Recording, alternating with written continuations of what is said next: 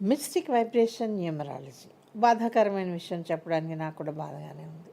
చెప్పాలి, చెప్పకూడనివి చెప్పకూడదు, చెప్పాలి. ఒక నక్షత్రం, ఇందులో 4వ పాదంలో పుట్టిన శిశువుకి గండం ఉంటుంది. గండం ఎప్పటి నుంచి ఎప్పటి వరకు? పుట్టిన 1వ రోజు నుంచి 7వ సంవత్సరము తాలూకు చివరి రోజు వరకు. అంటే ఎనీ మూమెంట్ ఈ శిశువు చనిపోయే అవకాశం ఉంది. సెకండ్ పాయింట్ అండి, ఒకవేళ గతి తప్పి ఆయుష్ బ్రహ్మాండంగా ఉండి నక్షత్ర లక్షణం తప్పైపోయి పొరపాటును చూసి, అంటే సంధిలో పడితే ఆ నక్షత్రాన్ని ఈ నక్షత్రాన్ని లెక్కేసుకోకుండా చెప్పేసి పలానా నక్షత్రం 4వ పాదం అని చెప్పినప్పుడు లెక్కలు తారుమారైనప్పుడు ఈ పిల్లవాడి నక్షత్రం అది కాకపోయి ఉండి ఆ 4వ పాదంలో గండం లేకుండా ఉన్నట్లయితే 7 ఏళ్ళు కూడా బతికేసినట్లయితే తర్వాత కూడా బ్రతుకుతున్నట్లయితే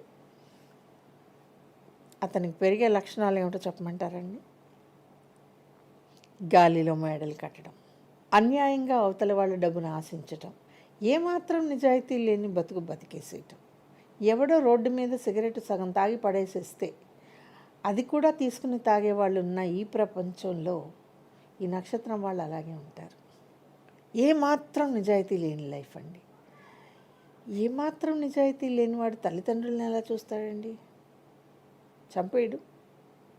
ఏమాత్రం నిజాయితీ లేనివాడు రేపొద్దున వివాహం చేసుకుంటే భార్యని ఎందుకు చూస్తాడు? పిల్లల్ని ఎందుకు బాధ్యతగా చూస్తాడు? వదిలేయడా గాలికి? మనకి రైల్వే స్టేషన్లో అంతమంది అనాథ పిల్లలు కనపడుతున్నారే, ఎక్కడో ఈ నక్షత్రంలో పుట్టిన మహానుభావుల సంతానాలే వాళ్ళు అలాగే పెరుగుతున్నారు అంటే ఆ ఇన్ఫ్లుయెన్స్ వాళ్ళ మీద కూడా ఉంటుంది కదా. వాళ్ళు రేపొద్దున రెస్పాన్సిబుల్గా ఎలా ఉంటారండి? ఒక నక్షత్రం ఇంత పని చేస్తుందా? చేస్తోంది. అర్థమైంది కదా. ముందే చెప్పారనమాట, నక్షత్రం 4వ పాదంలో పుట్టిన శిశువుకి గండం.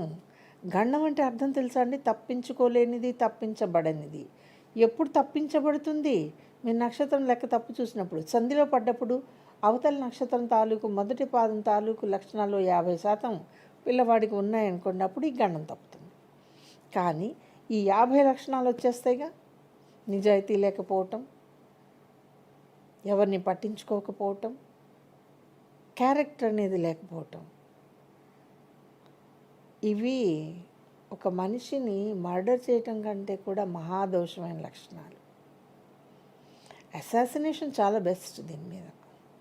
ఓ మనిషిని నిమిషంలో చంపేస్తారు. వీళ్ళు పుట్టి ఎదుగుతున్న ప్రతి నిమిషం సొసైటీని చంపేస్తూ ఉంటారు. సో బీ కేర్ఫుల్ అండి. నక్షత్రం గౌరవిస్తానండి. నక్షత్రం ఏమిటి సైన్స్ పరంగా నేను ఇష్టపడతాను. కానీ మనకి అస్ట్రాలజీలో చెప్పినట్లుగా ఇన్ని అవలక్షణాలు ఉన్నప్పుడు నక్షత్రం పేరు ఎందుకు పెట్టుకోమంటున్నారు? ఇప్పుడు వచ్చిన కొత్త సిద్ధాంతం ఏమిటో తెలుసా అండి? బహుశా మరి నేను చేస్తున్న యుద్ధం కారణంగానో ఏమో నాకు తెలీదు, నక్షత్రం పేరు ఇలా పెట్టుకుని అలా పక్కన పడేయాలంటండి. అదేం రూలు?